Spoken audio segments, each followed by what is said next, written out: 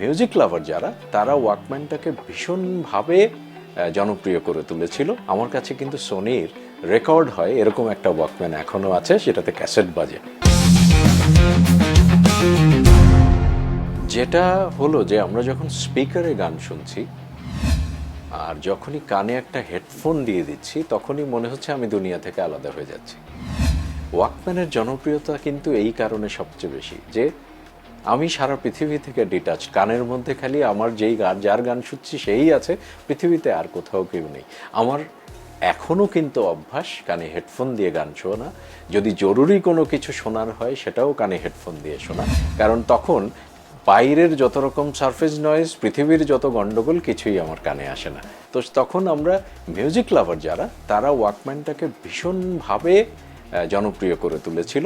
Even এখনও যদি বলি, আমার কাছে কিন্তু সোনির রেকর্ড হয় এরকম একটা ওয়াকম্যান এখনও আছে, সেটাতে ক্যাসেট বাজে। 1985 সালে ব্যান্ড করার পর থেকে এই 2025 প্রতিটা ডেকেড চ্যালেঞ্জের মধ্যে দিয়ে যাচ্ছি। এই চ্যালেঞ্জের শেষ হওয়া না। অবস্কিউর সবচেয়ে বেশি ঝামেলায় পড়েছে ব্যান্ড মেম্বার্স নিয়ে। আমাদের দুজন মেম্বার মারা গেছে, প্রিন্স বেস বাজাতো আর ওইদিকে সুমন পাটোয়ারি গিটার বাজাতো, সে আমেরিকাতে চলে গেল, সেখানেই মারা গেল। এরপরে ভালো মিউজিশিয়ানের, আমি সবসময় একটা কথা বলি যে ভালো মিউজিশিয়ানের থেকে আমার ভালো মানুষ বেশি দরকার। ব্যান্ডের মেন্টালিটি থাকাটা খুব জরুরি। অবস্কিউর কিন্তু একটা পরিবার। আমরা আমাদের ব্যান্ডের কাউকে ওইভাবে ট্রিট করি নাই যে মিউজিশিয়ান আসছো, কাজ করছো, পয়সা নিয়ে চলে যাচ্ছ। আমার মনে আছে আমাদের সুমন পাটোয়ারির বাবা যখন মারা গেলেন, এই দাফন কাফন, বাবাকে গ্রামে নিয়ে যাওয়া, এই সমস্ত পয়সা কিন্তু অবস্কিউরের ফান্ড থেকে এসছে। সো ওই জন্য আমি বলি যে এটাকে প্রত্যেককে আমরা পরিবারের অংশ হিসাবে ধরি এবং আমাদের রেসপন্সিবিলিটি ধরি। তো অবস্কিউর এই মেম্বার নিয়ে খুব সাফার করেছে।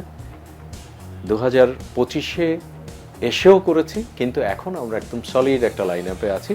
ইনশাল্লাহ এটা কতদিন যাবে আমি জানি না, বাট আমি সারা জীবনই ঘুরে দাঁড়িয়েছি। যখনই প্রবলেম ফেস করেছি আমি একটা ওয়াল হিসাবে দাঁড়িয়ে গেছি যে এইটা যেভাবে হোক আমাকে পার হতে হবে। এই 4টা ডেকেড যদি ধরা হয় তাহলে এই ব্যান্ডটাকে আগলে রাখা, সামলে রাখা সব কিছুই আমার। মিক্সড অ্যালবাম শুরু হলো 93 সালে।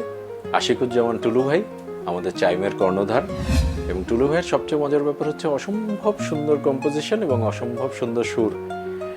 টুলু ভাই যখন বললেন একটা মিক্সড অ্যালবাম হবে, অ্যালবামের নাম হচ্ছে স্টার্স, এবং সেখানে 10টা রিনাউন ব্যান্ডের যত ভোকালিস্ট আছেন তারা গান গাইবেন।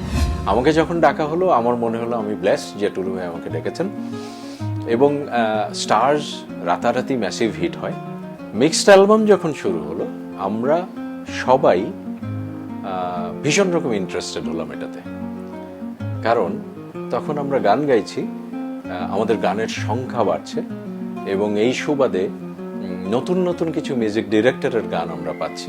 টুলু ভাই শুরু করলেন, এরপরে প্রিন্স মাহমুদ এলো, শকাত নামে এক ভদ্রলোক এলো, এবং সবাই মোটামুটি মিক্সড অ্যালবাম। আজমির বাবু, ওদের কাজ খুব পছন্দ হতো আমার।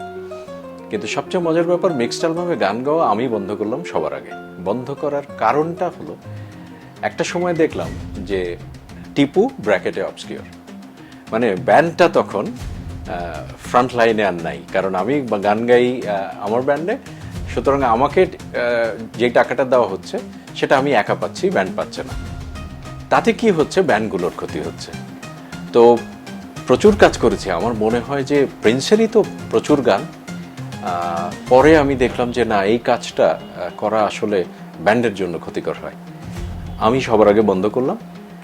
এরপরে আস্তে আস্তে এই ট্রেন্ডটা সরে গেল, এটাতে আর থাকলোই না। সেটা আমার মনে হয় যেটা ভালো হয়েছে, যে এভাবে আসলে ব্যান্ডে যারা গান গায় তাদের এভাবে অ্যালবাম তৈরি করাটার পেছনে ব্যান্ডের বাকি যারা মিউজিশিয়ান এরা ডিপ্রাইভ হয়। এই কাজটা আসলে বন্ধ হওয়া জরুরি ছিল, এবং হয়েছে, আমি খুশি।